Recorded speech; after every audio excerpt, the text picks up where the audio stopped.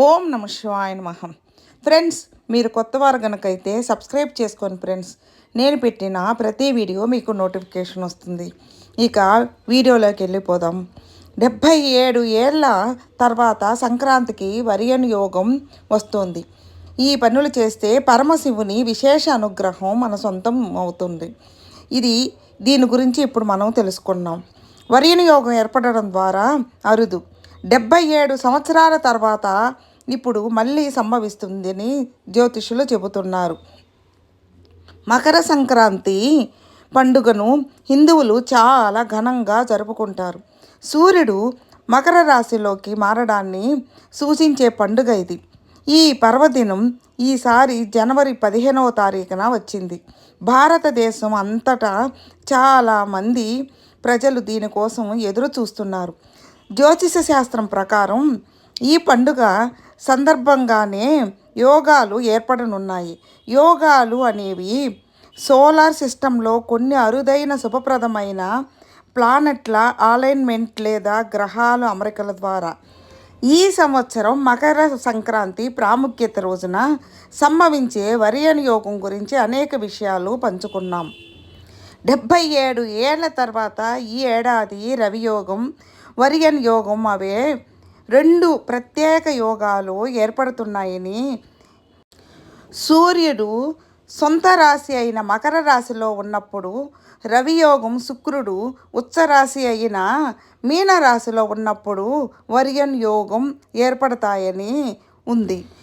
ఈ యోగాలు పాటించే వారికి అదృష్టాన్ని, శ్రేయస్సును తెచ్చి పెడతాయని జ్యోతిష్యంలో ఉంది.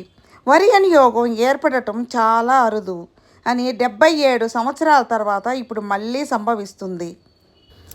ఈ యోగం ప్రేమ, అందం, సంపదలకు గ్రహమైన శుక్రుడి శక్తిని పెంపొందిస్తుందని, పూర్తి ప్రయోజనాలు లభించేలా యోగాన్ని పాటించాలంటే సంపదకు దేవుడు అయిన కుబేరుడు, ప్రేమదేవత అయిన శుక్రుడి మంత్రాలను జపించడం ఉత్తమ మార్గమని సూచించారు.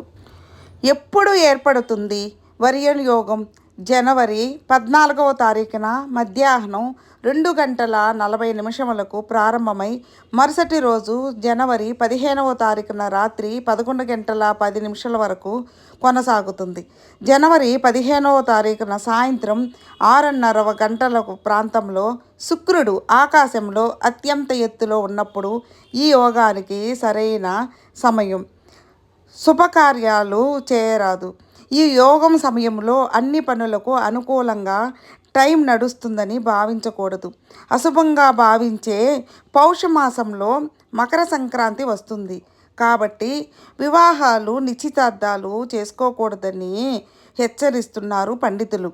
ఈ శుభకార్యాలను మాఘమాసాలు లేదా పాల్గొన మాసాలలో మాత్రమే చేయాలని, అవి మరింత పుణ్యప్రదమని తెలిపారు. శుక్రుడు ఇప్పుడు 8వ పాదంలో వృశ్చిక రాశిలో ఉన్నాడు. ఇది ప్రతికూల స్థానమని, అందువల్ల వరియన్ యోగం ప్రభావం తగ్గుతుందని, కొన్ని అడ్డంకులు లేదా జాప్యాలు ఏర్పడతాయని వివరించారు. ఇక ఆ పనులు చేయొచ్చా లేదా? అయితే ఈ నిబంధనలకు కొన్ని మినహాయింపులు ఉన్నాయి. మకర సంక్రాంతి పవిత్రమైన పండుగ కాబట్టి ఇది పౌషమాసంలోని అశుభాలను అధిగమిస్తుంది. కాబట్టి ఈ రోజున భూమి, కారు లేదా ఇల్లు కొనడం, పుట్టు వెంట్రుకలు ఇవ్వడం లేదా గృహప్రవేశం వంటి కొన్ని ముఖ్యమైన పనులను చేయవచ్చు. ఇక దుష్ట సంహారమైన శివుడిని పూజించడానికి మకర సంక్రాంతి గొప్ప రోజు. ఈ ఏడాది మకర సంక్రాంతి నాడు సోమవారం వచ్చిందని, అది పరమశివుడికి పర్వదినమని, ఇది మరింత శుభప్రదమని దత్తాత్రేయ జ్యోతిష్యుడు చెప్పారు. శివునికి పూజలు, నైవేద్యాలు సమర్పించడం ద్వారా ఆయన అనుగ్రహం, రక్షణ మనకు ఎల్లప్పుడూ ఉంటుందని, ఆయనకు ఆ రోజు పూజ చేసిన రోజు మనకెంతో భగవంతుడు మనకు అన్ని కీర్తి, ప్రతిష్ట, డబ్బు, ప్రతి యోగం ఇస్తారని దత్తాత్రేయ గారు చెప్పారు. ఫ్రెండ్స్, మీకు ఈ వీడియో నచ్చితే లైక్ చేయండి, మీ ఫ్రెండ్స్కి షేర్ చేయండి. సబ్స్క్రైబ్ చేసుకున్నట్లయితే సబ్స్క్రైబ్ చేసుకోండి ఫ్రెండ్స్. నేను పెట్టిన ప్రతి వీడియో మీకు నోటిఫికేషన్ వస్తుంది. ఇక మీ అభిప్రాయాన్ని కామెంట్లో మెసేజ్ చేయండి. ఓం నమ శివాయ నమః.